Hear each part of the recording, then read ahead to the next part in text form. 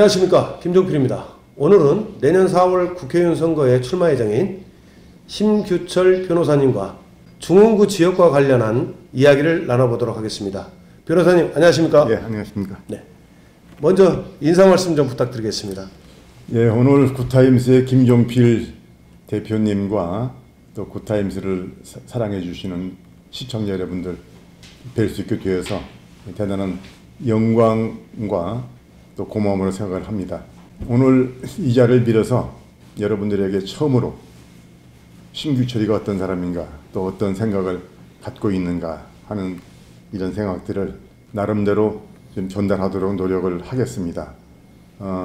저에게 주어진 기회인 만큼 제가 어떤 사람인지 어떤 생각을 하고 있는지 궁금해하시는 분들이 많으실 줄 압니다. 특별히 이제 중원은 제가 정치적으로는 처음 도전하는 지역이고 그동안 많은 정치인들이 이 지역을 이제 지나갔습니다만은 저는 정치 입문을 여러분이 잘 아시는 신상진 시장님보다 조금 빨리 했습니다. 제가 국회의원을 4년 먼저 시작한 셈인데 신상진 시장께서 이제 정치 입문하실 때 저는 공천심사위원도 한 그런 서로의 그 인연도 있고 해서 참 이 중원과는 또 제가 변호사 시절에 별로 났던 사건 때문에 또 성남 법원을 드나들면서 또 인연 맺은 분들도 적지 않이 있는 지역이긴 합니다만은 정치적으로는 처음입니다. 저는 사실 학창 시절 또 90년대까지만 해도 어떻게 보면 지금의 민주당과 가까운 사람들과 많이 만났습니다. 또 변호사하면서도 민변에 소속돼서 활동했고 나름대로 인권의식 갖고 많은 사건 변론을 했었습니다. 또 90년대 변호사 시절에는 이재명 대표랑 저랑 이제 사법전 동기인데 이제 변호사 활동하면서 이재명 변호사도 공주에서 변론한 것도 꽤 있습니다. 예컨대 이제 수정구에 지금 도의원하고 있는 최만식 변호사 국가보안법 위반 사건을 이재명 최만식 도의원. 예, 네네. 국가보안법 위반 사건을 이재명 대표가 1심을 변론했고 2심은 또 제가 변론했고 이런 식으로 또 성남의 영원무역이라는 또 그런 회사가 있습니다. 그 회사의 그 해고 노동자들을 제가 변론한 사건도 있었고 이런 식으로 이제 변호사하면서 인연을 맺어왔던 그런 것도 꽤 있습니다. 다만 저는 어쨌든 제가 이제 그런 나름대로는 인권 변호사로서 활동했고 또 학창 시절에도 또 나름대로 운동권에 속한 그런 시절을 보내기도 했고 정치적으로는 민주당으로 갔으면 더 좋지 않았느냐 이런 생각을 하는 분들도 꽤 있었습니다. 그 당시에. 근데 제가 이제 결국 한나라당에 이제 속해서 국회의원을 시작했습니다만은 그 이유는 대한민국이 분단 국가로서 대한민국이 주도가 된 통일을 이루기 전까지는 그래도 보수라는 기반을 갖고 형성이 좀 낫겠다. 저는 그런 생각에서 한나라당을 택해서 정치를 했고 지금에 이르고 있습니다. 더 말씀드린다면은 어쨌든 저는 인권을 중시합니다. 대한민국은 자유권을 기반으로 한 인권 이것을 가장 중요한 가치로 해서 설립된 나라고 또 그 가치를 중시해야 되겠다. 그래서 그런 의미에서 저는 북한 인권도 상당히 우리 관심 갖고 노력을 해야 될 분야가 정치인들이 해야 될 영역이다. 이렇게 생각을 하고 있습니다. 중원 국민의 권리의 증진, 또 복지의 증진, 삶의 질 향상 이런 면에 저는 많은 관심 갖고 제가 가진 모든 경험과 인맥과 모든 지식 다 동원해서 노력을 해볼 작정입니다. 네, 별도로 좀 인사 말씀을 드리려고 했는데 이제 한꺼번에 그냥 간단한 인사뿐만 아니라 또 자기소개까지 다 마무리 주셨는데요. 자, 제가 이제 좀 궁금한 사항을 좀 한번 여쭤볼게요. 일단은 우리 심규철 변호사님은 1958년생이면서 충청북도 영동 법무법인 출신이죠. 예, 그렇습니다. 지금 현재는 법무법인 에이펙스 변호사로 활동하고 계시고, 네. 자 지금까지 이렇게 정치 활동도 하셨고 법조인으로서 이제 변호 활동도 하셨는데, 일단은 이제 직업적으로 봤을 때 변호사 직업을 선택한 계기가 이유가 있으시다면 네. 한 말씀 부탁드리겠습니다. 예, 아까도 이제 말씀드렸듯이 저는 사실 사법시에 좀 늦게 합격한 셈입니다. 그러다 보니까 저보다 나이가 몇 살 어린 이재명 변호사랑 사법연수원 동기가 됐는데요. 저는 뭐 서울법대를 나왔습니다만은 고시 공부는 대학 시절에 못했습니다. 네네. 예, 그리고 이제 대학을 졸업하고 나서 이제 사병으로 군대 갔다 와서 시험을 붙었습니다. 그때 이제 제 생각은, 야, 그 변호사가 그때 법대를 나왔는데 변호사 자격은 있어야 되지 않겠느냐, 뭐 이런 생각으로 이제 사법시험을 준비했고 또 이제 사법연수원을 뭐 수료를 했습니다. 그래서 저는 그 학창 시절에 그 긴급조치위반으로 그때 이제 구속됐던 네. 선배들을 변론하는 그 당시 그 인권 변호사로 이름을 날렸던 분들이 몇 분 계십니다. 네네. 그분들의 모습이 상당히 저한테는 제가 대학 시절에 네. 아주 신선하게 다가왔고, 나도 저런 길을 한번 걸어야 되겠다라는 생각을 했습니다. 그래서 저는 변호사의 길을 걷자는 생각으로 이제 뒤늦게 고시 공부를 했고 또 이제 사법연수를 마친 이후에 지금까지 변호사 일을 했습니다만은, 어쨌든 변호사가 물론 뭐 수입도 뒷받침이 돼야 됩니다만은 어려운 사람들을 위해서 또 하여튼 좀 인권적인 보살핌이 필요한 분들, 이런 분들 위해서 또 너무나 많은 부담을 주지 않는 범위 내에서 네, 이런 범위 내에서 나름대로 양식을 지키면서 변호사의 길을 걸어왔다. 나름대로 자부하고 있습니다. 네. 그러면 한 가지 더 여쭤볼게요. 그 변호사로 이제 활동을 하시면서 그 노근리 사건 피해자 측 그 자문 변호와 헌법재판소 그 국선 대리인 네. 참여한 이력이 있으시더라고요. 예. 네. 그 노근리 사건은 어떤 사건이고 예. 자문 변호사로서 참여하신 동기는 무엇인지 예. 좀 한 말씀 부탁드리겠습니다. 네, 먼저 이제 아까 헌법재판소 국선 대리인 말씀하셨기 때문에 거기 짧게 말씀드리면, 사실 90년대 이제 헌법재판소가 이제 그 87년 헌법에 따라서 헌법재판소가 만들어진 거거든요. 네네. 예, 그런데 이제 그러다 보니까 이제 헌법재판소를 사람들이, 일반인들은 어떻게 접근해야 되는지 잘 모르는 상황이었습니다. 그렇죠. 예, 그래서 네. 그래서 이제 국선 대리인이 필요하겠다.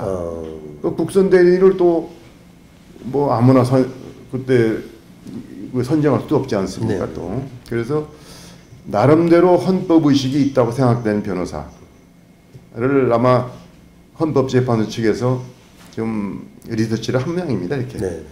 그래서 제가 이제 그때 몇 명에 포함되게 돼가지고 이제 법원으로 말하면 국선 변호인입니다만은 국선 변호인 같이 그게 광범하지 않았어요.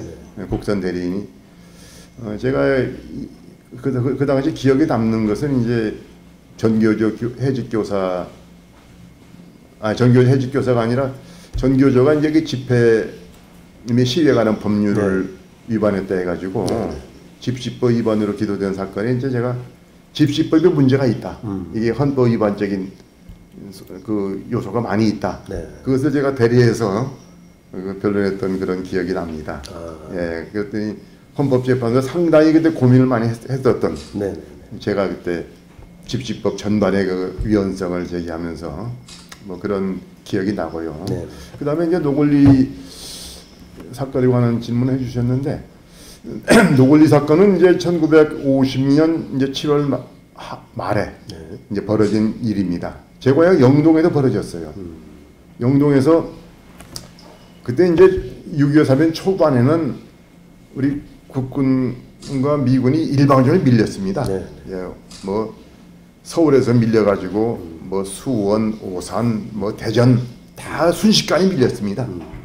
그래서 이제 저희 고향 영동까지 이제 영동읍까지 이제 밀린 상황에서 노골리 사건이 이제 그 영동읍의 저 남쪽 끝에 있는 그 임계리 주곡리를 네. 거쳐서 황간면 그 노골리라는 그 일대에서 벌어진 일이거든요. 네. 예. 이 미군과 한국군이 이제 일방적으로 밀리다 보니까 그 밀리는 상황 속에서 피난민 속에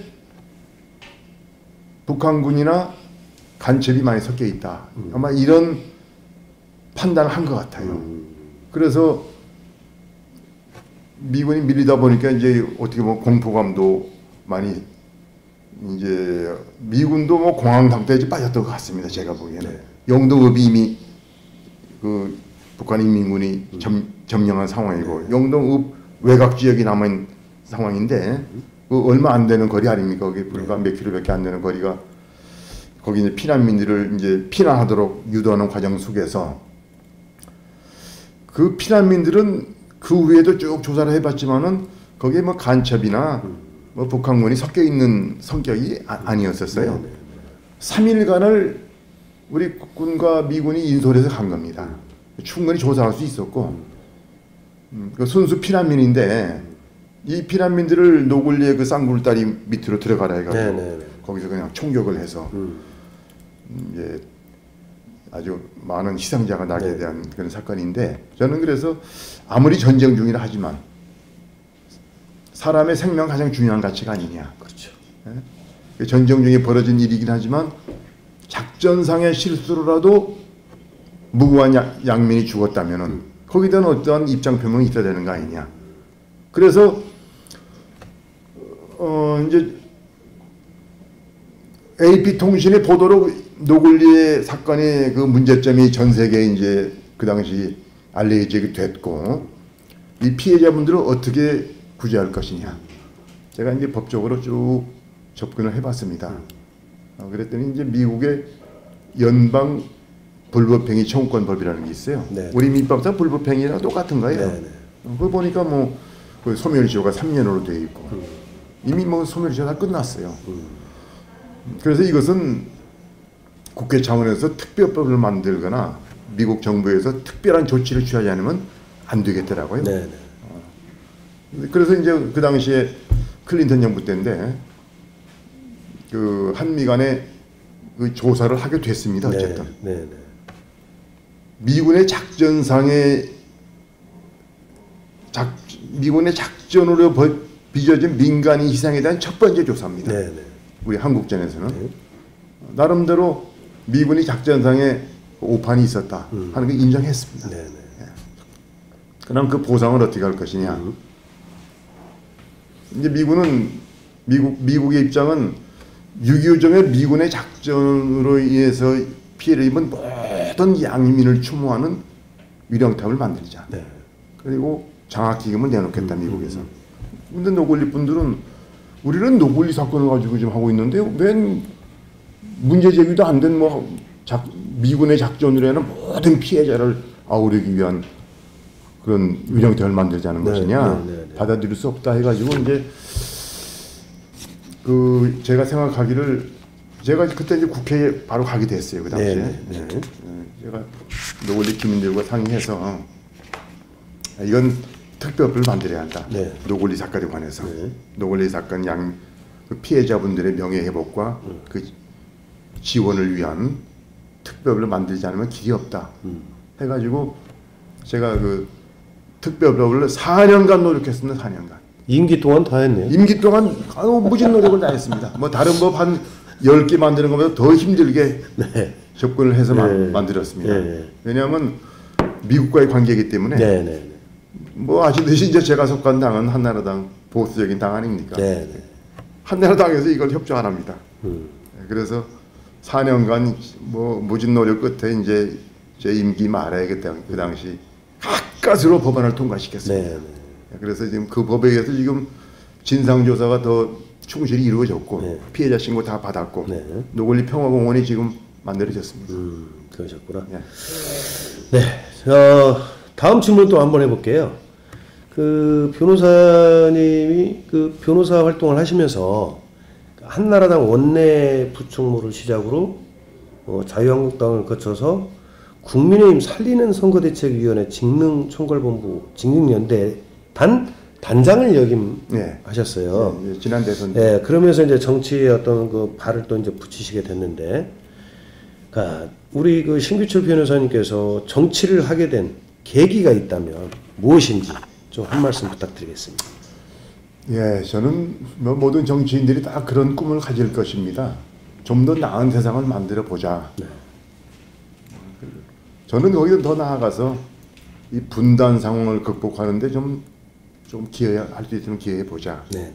또 이 정치가 참 이 땅에 그 소외되고 가난하고 힘없는 분들, 그런 분들의 삶을 좀 더 낫게 만드는 데 기여하지 못하면은 전 정치가 의미가 없다고 봅니다. 네. 항상 그런 분들을 염두에 두고서 정책을 펴고 정치를 해야 되겠다. 네네. 그런 노력을 하기 위해서 제가 정치에 입문했다. 그런데 뭐 지난 세월 동안 제가 한 역할은 뭐 너무나 미미하지 않느냐 싶어서 이제 남은 기간 뭐 저한테 주어질 기회가, 정치적 기회가 얼마 될지 모르겠습니다만은 제가 이번에 중원구를 택해서 온 이유도 이제 그런 이유입니다. 네. 예, 우리 중원구가 할 일이 많은 지역 같고, 또 이제 어떻게 보면 성남의 이제 원도심 지역 아닙니까? 네네. 초계주의 분들이 이제 중심이 돼서 만든 도시고 하다 보니까 다녀보니까 참 할 일이 많은 지역이고 또 어려운 분들이 많은 지역입니다. 네네. 보니까 이분들을 위해서 내가 한번 마지막 정치 인생 한번 걸어보자. 뭐 이런 생각으로 제가 정치에 시작할 때 마음도 그렇고 이번 중원구에 왔을 때 자세도 그렇습니다. 네, 알겠습니다. 일단은 제가 좀 궁금한 게 있습니다. 예. 일단은 20대 총선에서는 이제 경기도 군포구 지역구에서 출마를 하셨잖아요. 예. 자, 그런데 이제 지금 조금 전에 우리 그 변호사님께서 말씀하셨듯이 중원구를 선택하신 부분에 대한 이유도 말씀을 하셨는데, 예. 실질적으로 이 경기도 성남시 중원구 같은 경우는 지금 약간의 그 진보 진영의 그 우위성이 있는 지역구라고 좀 생각을 하는데, 예. 지금 현재 그 성남시장으로 계시는 신상진 성남시장님이 4선, 그러니까 보궐까지 포함해서 4선 의원이 되셨다는 거죠. 예. 그래서 일단은 그 20대 때 군포 지역구에 출마를 하셨다. 이번에 이제 그 22대죠. 네. 22대에 저희 성남 중원구를 이제 선택을 하셔서 이제 나름대로 이제 활동을 이제 출마를 예정을 하시고 좀 활동을 하고 계시는 것 같은데, 신상진 시장님과 어떤 그 대화라든가 어떤 그 협의 논의를 좀 해 보셨습니까? 예. 뭐 신 시장께서는 아까 좀 시작 전에 나눈 대화에서 말씀드렸습니다만은, 네. 이제 신 시장께서 정치에 입문하실 때 이제 제가 공천 심사를 한 2년이 있고, 그 이후로 이제 자주 만나지 못했습니다만은 좋은 관계를 맺어 왔습니다. 네. 근데 이제 이 지역은 신상진 시장께서 18년간 공을 들여오신 지역이고 또 많은 기반을 쌓아오신 지역입니다. 네. 사실 신 시장에 대한 평가는 주민들이 참 좋으신 편이다. 18년간 정치하면서 좋은 평을 계속 유지한다는 게 쉬운 일 아니거든요. 네. 그분의 많은 노력과 또 성실한 그런 활동, 또 이게 진실된 이 접근이 주민들에게 받아들여진 것이다. 이렇게 그냥 보고 많이 제가 배워야 되겠다. 또 그분이 쌓아놓으신 업적을 제가 좀 잘 활용하고 이어받도록 노력해야 되겠다는 생각을 거듭거듭 하고 있습니다. 신장만은 필요한 대화는 그때그때 하고 있고요. 제가 열심히 해서 어제 경쟁력 갖추기를 그분은 지금 지켜보면서 이렇게 또 기대하는 입장이 아닌가 이렇게 생각하고 있습니다. 네네. 지금 그 현재 그 중원구 같은 경우는 현역 국회의원이 지금 더불어민주당의 윤영찬 의원이 계시잖아요. 예. 그런 와중에도 좀 후보군들이 상당히 좀 많이 지금 출마를 예정하고 계신 분들이 예. 많은 거에 비해서 국민의힘 같은 경우는 지금 독보적으로 다 중원구에 한번 출마하겠다라고 공식적으로 선언하신 분은 사실상 심규철 변호사님 그 딱 한 분이시라는 거죠. 예, 예. 네네. 그래서 이제 차후에 예비 후보 등록이라든가 이제 어떤 결과가 어떻게 나올지는 모르겠지만 일단은 이제 국민의힘 입장에서는 심규철 변호사님이 출마 예정 의지가 있기 때문에 뭐 가능성이 있지 않냐라는 생각이 됩니다. 그래서 이제 중원구를 선택하시고 나름대로 뭐 이제 중원구에 대해서 나름대로 이제 뭐 활동도 하시면서 지역 현안에 대해서 많이 보셨을 건데요. 예, 예. 자, 제가 한번 좀 여쭤볼게요. 네. 자, 중원구를 위해서 어떤 정책이 필요하다고 생각하는지 좀 한번 허심탄회하게 우리 그 변호사님께서 말씀 좀 부탁드리겠습니다. 예, 중원구를 제가 쭉 다녀보니까 참 할 일이 많은 지역이라는 생각을 했습니다. 네. 지금 가장 주민들이 공통적으로 많이 관심 갖고 계신 그 사안은 재개발 문제죠. 네. 예, 이 재개발이 좀 원활하게 추진돼야 되겠고, 이 재개발은 물론 이제 우리 신당진 시장께서 맡고 있는 성남시가 이제 그 뒷바라지를 하겠습니다만은 이건 이제 중앙정치와도 밀접하게 관련이 있습니다. 네.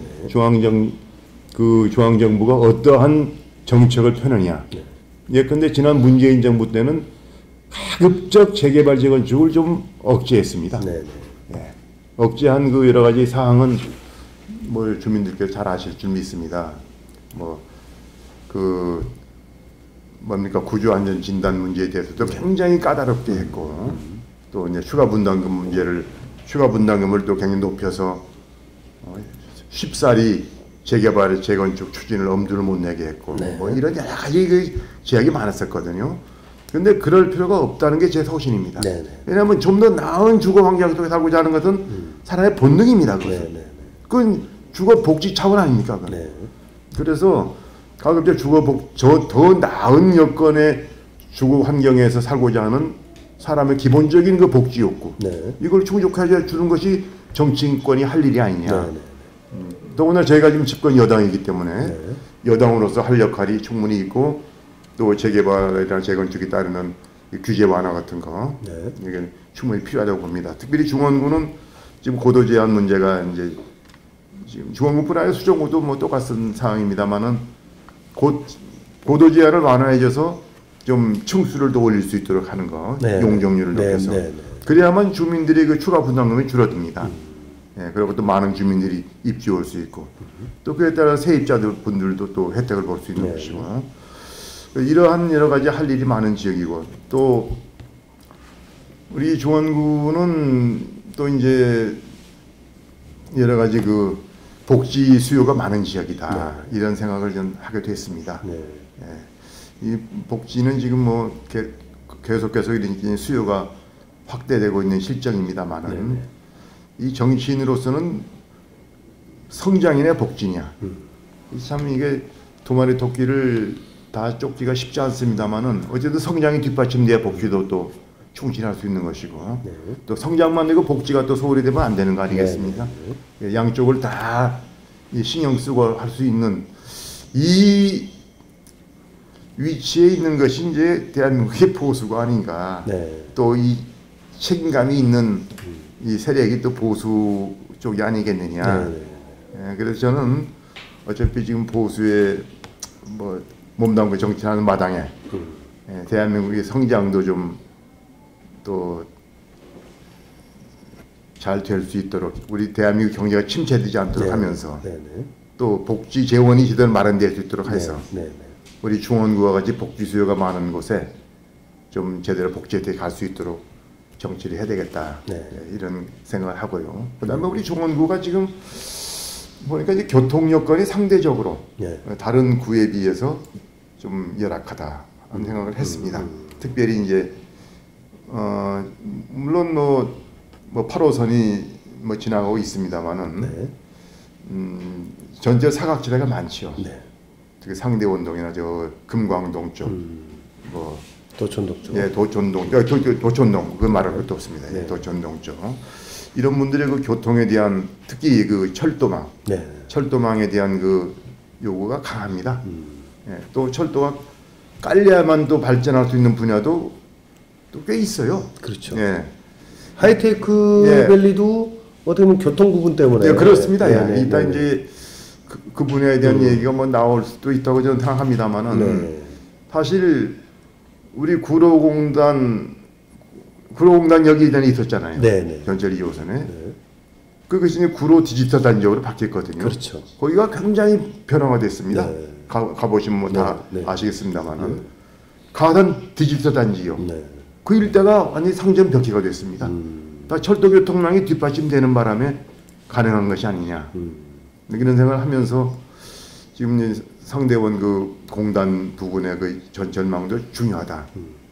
그게 위례 신사. 그렇죠. 이제 연장선상. 예, 위례 3동선. 네네. 예, 위례 3동선. 이제 그것이 적절한 위치에 좀 전철 혜택이 볼 수 있도록 역사가 만들어지고 네. 하는 것이 지금 그쪽에 중요한 과제 같고요. 그다음에 또 이제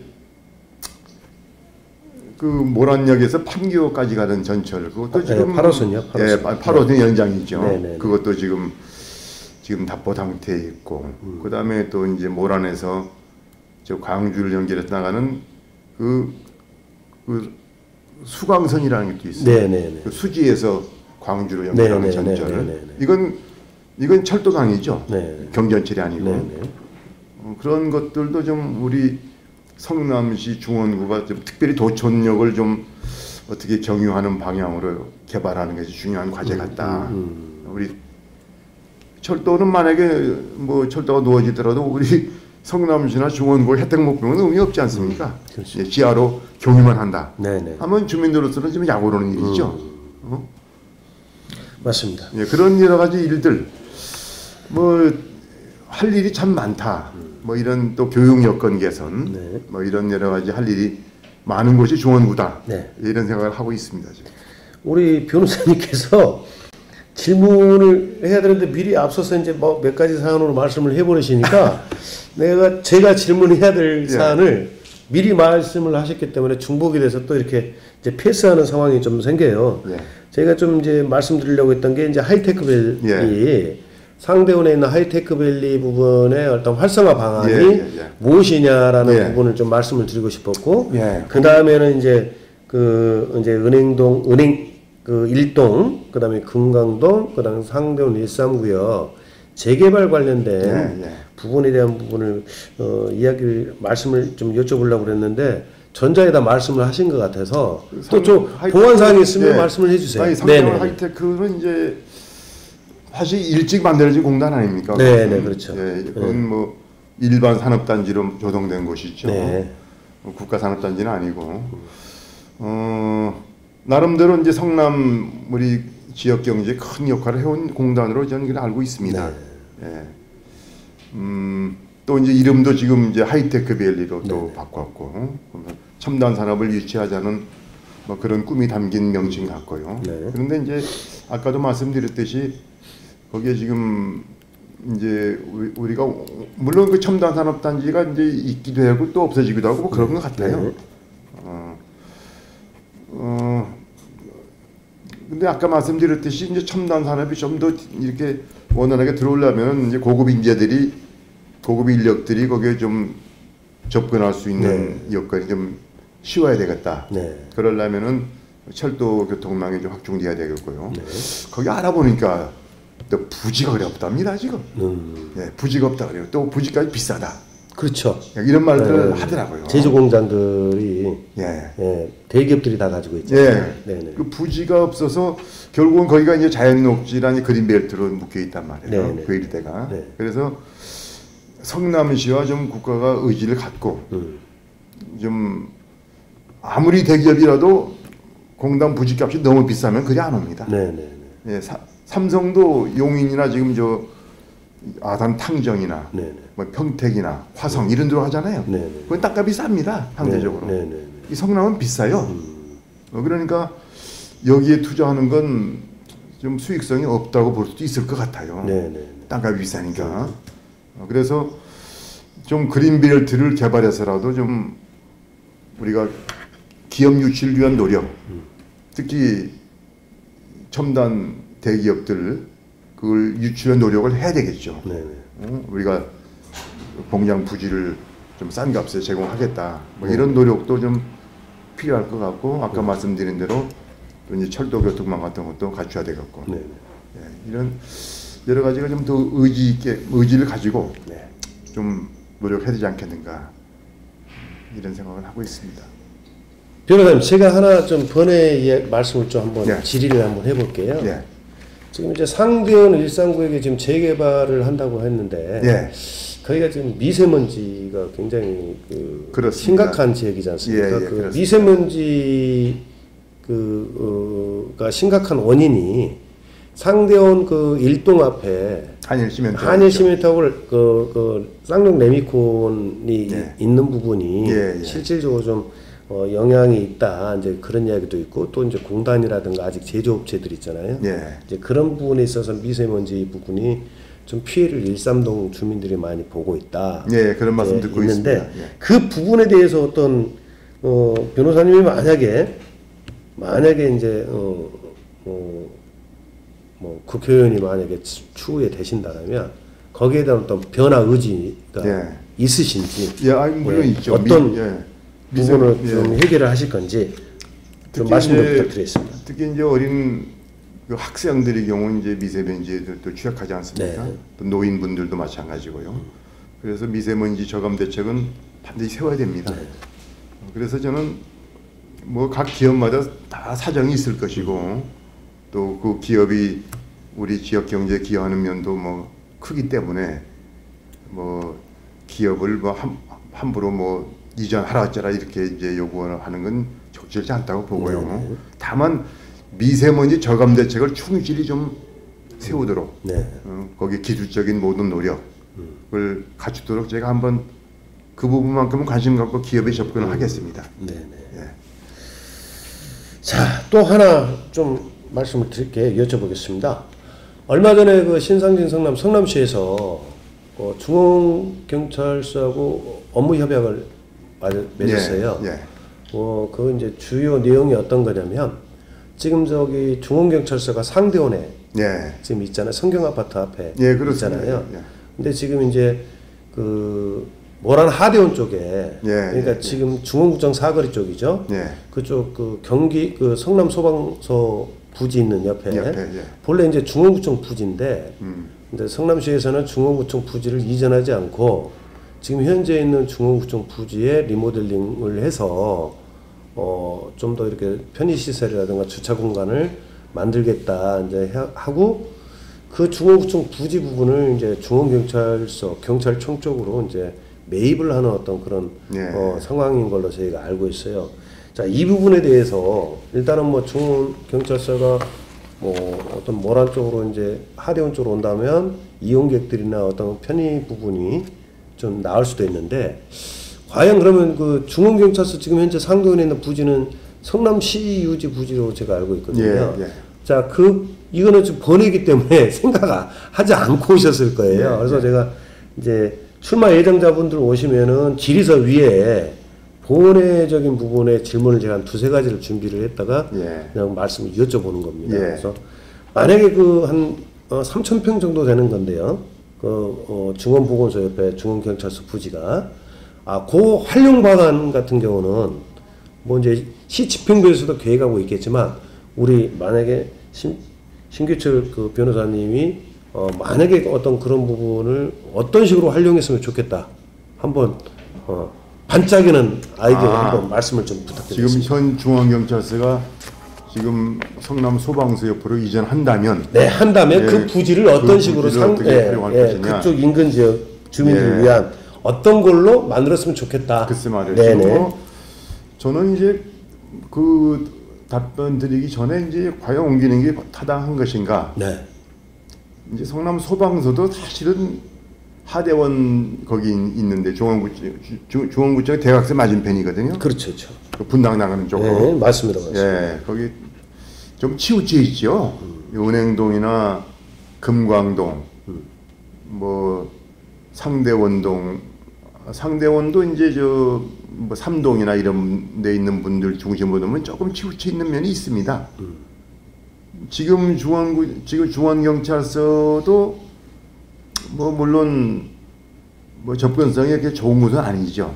거기 뭐 철도가 지나가는 것도 아니고 버스를 타야만 가는 곳인데 또 언덕이 있고요. 또 상당히 언덕입니다. 거기가.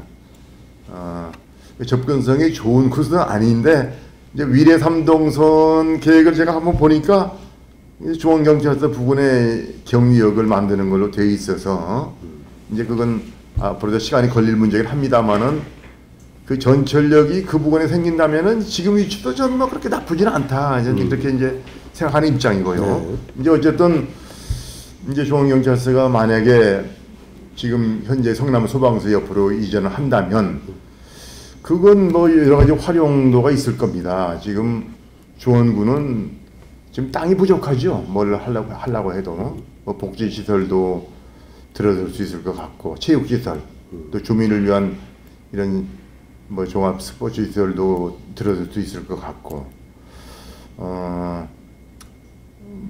모르겠습니다. 지금 뭐 하여튼 주민들을 위해서 활용한다면은 뭐 거기에 그것은 제가 보기엔 그것은 뭐 성남시가 뭐 그냥 책상 위에서만 할 수 있는 건 아닌 것 같고 주민들의 의견을 충분히 들어서 가장 요구하는 것을 해야 될 텐데 저는 뭐 복지 시설이나 뭐 스포츠 시설이 어떨까 뭐 이런 생각을 해보게 됩니다. 네네.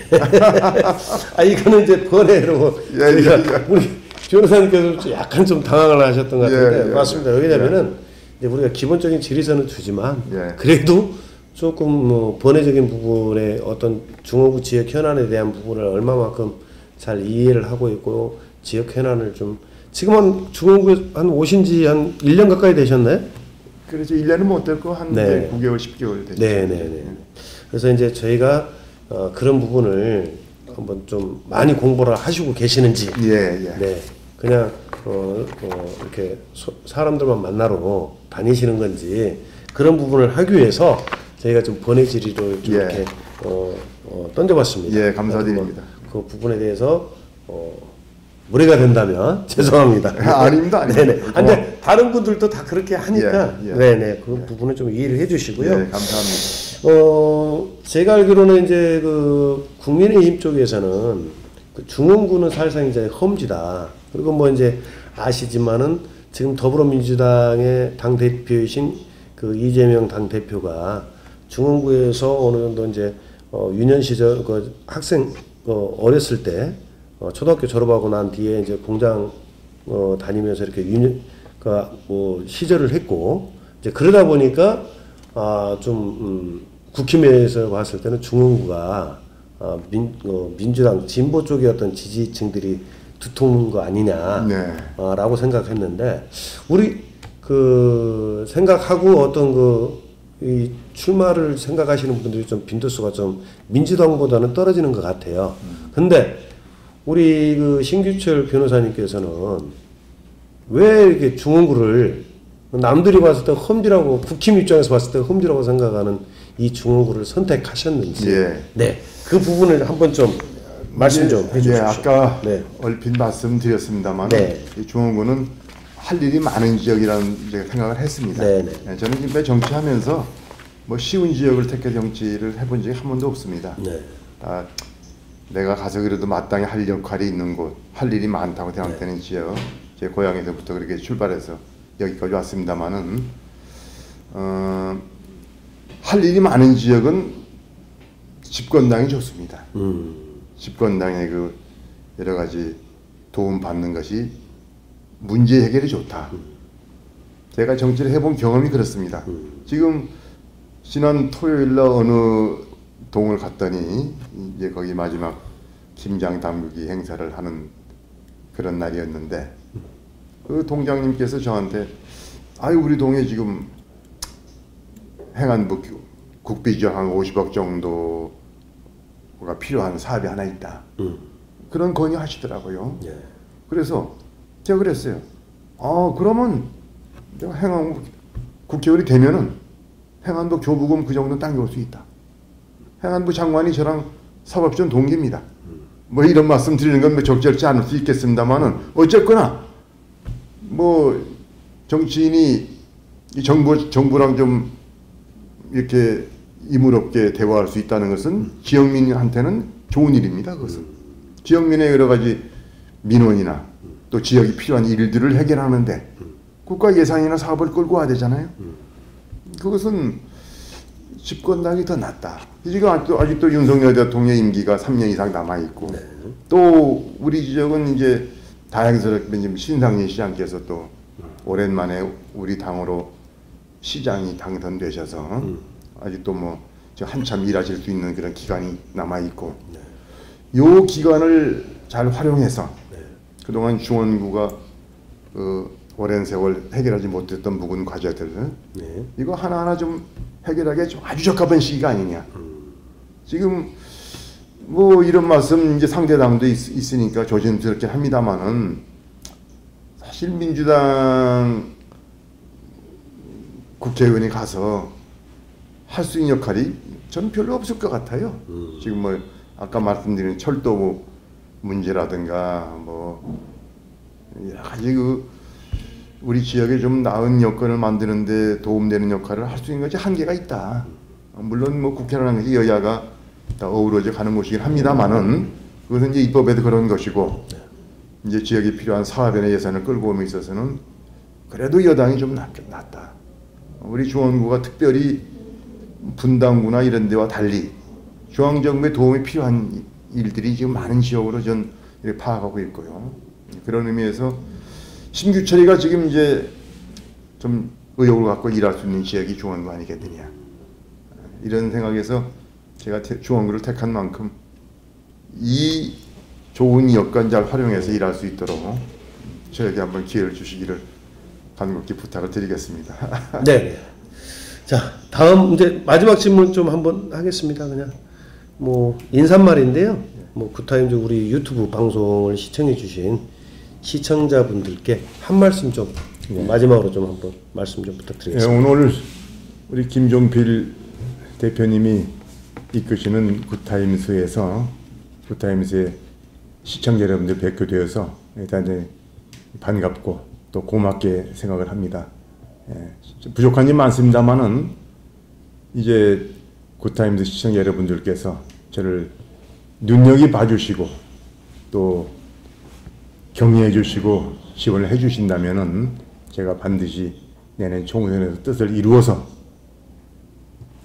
우리 성남시의 원도심 지역으로서 낙후된 편이고 할 일이 많은 우리 중원구 발전을 위해서 제 모든 것 다 바쳐서 그동안 제가 부족한 가운데서 쌓아왔던 경험, 인맥, 중앙정계의 인맥, 또 저희 모든 지식들 뭐 이런 거 다 동원해서 마지막 제 열정을 불태워서 중원과 성남 발전 위해서 일하겠습니다. 굿타임스 시청자 여러분들 감사드립니다. 연말 잘 보내시고 또 복된 새해 맞이하시기를 기원드리겠습니다. 고맙습니다. 네, 지금까지 내년 총선에서 성남 중원구로 출마를 예정하고 계시는 우리 신규철 변호사님을 모시고 이야기를 나눠봤습니다. 자, 지금까지 굿타임즈 TV를 시청해 주신 시청자 여러분께 대단히 감사합니다. 다음 시간에는 중원구 지역에 출마 예정이신 윤창근 출마 예정자님을 모시고 또 대화를 나눠보도록 하겠습니다. 지금까지 시청해 주셔서 감사합니다. 고맙습니다. 네, 고맙습니다. 네, 수고하셨습니다. 아, 고생하셨습니다.